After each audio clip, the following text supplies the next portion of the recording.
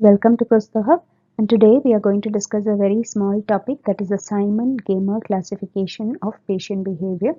So we have already mentioned about this in our MDS practical exam preparation video, and some of our viewers had requested to discuss in detail about the Simon-Gamer classification.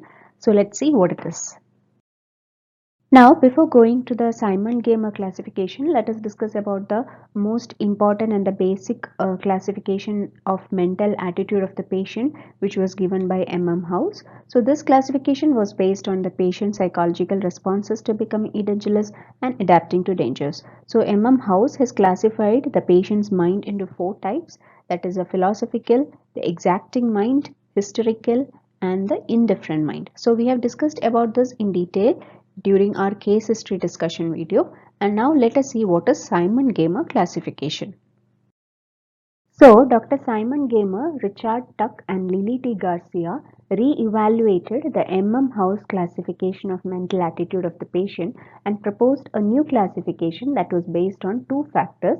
The first one is the level and quality of the engagement or involvement of the patient towards the dentist, and the second factor was the level of willingness to submit to the dentist or trust the dentist. So, based on this classification, there are five behavioral profiles for the patient. They are the ideal patient, the submitter patient, the reluctant patient, the indifferent patient, and finally the resistant patient. So, let us see the features of each one of this. The first category, the ideal patient, which corresponds to House philosophical mind. So here the patients are reasonably engaged and reasonably willing to submit to the dental treatment and trust the dentist. And these patients are considered mature with a healthy life balance, and they have a healthy level of distrust. That is, any reasonable patient should have some skepticisms. They should permit themselves to have questions and doubts, and patients deserve explanations for the professional dental recommendations to understand the situation and arrive at a final decision regarding the treatment.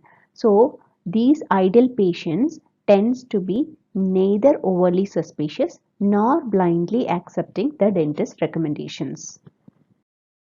The second category is the submitter patient, where the patients lack discrimination and tends to idealize the dentist.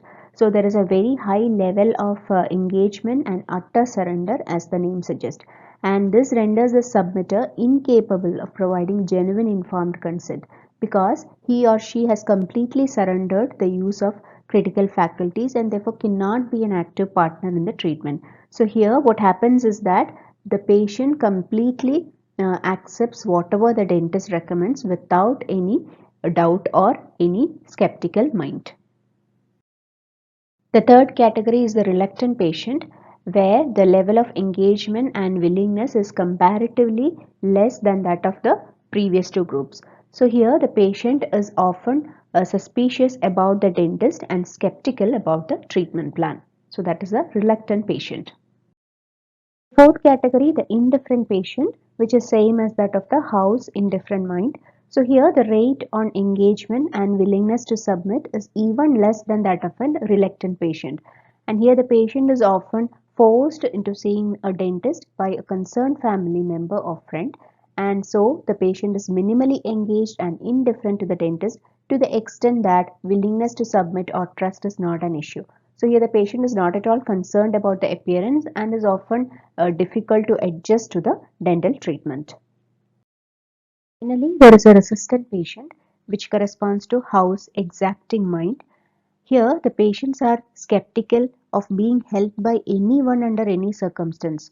So obviously, they'll be doubtful about the dentist and the treatment plan. And here, there is very much engagement with the dentist, but in an opposite way. Rather than being dependent, they actually challenge the dentist. And like the indifferent patient, there is no trust in resistant patient also.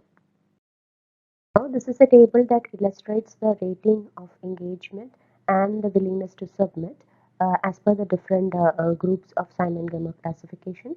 And here it also gives us the mindset or the opinion the patients are likely to have in reaction to being a dental patient. So you can see here the indifferent patient is the one who is having the minimum level of engagement or trust with the dentist. So summarizing this session, so this new classification system by Simon Gamer considers the role of dentist as well as the role of the patient. The value of this classification is its effectiveness when applied in a clinical environment. So as per this classification system, the best treatment outcome will be with the ideal patients, and these patients recognize their responsibility along with the dentist as an active partner in the treatment. The ideal patient asks questions, complies without total submission, and challenges the dentist if something does not seem right.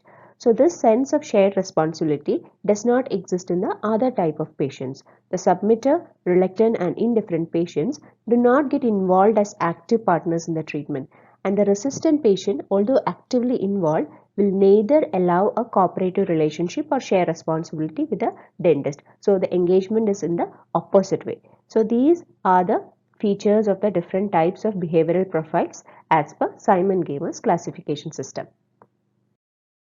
This is my reference article for this session. Thank you everyone for watching this session. Please do like and share my videos, and if you are new to this channel, please do subscribe to my channel ProSoHub and support me. If you have any queries or feedbacks, you can either comment below this video or you can mail me at this mail ID. So it's a bye from ProSoHub until our next session. Thank you.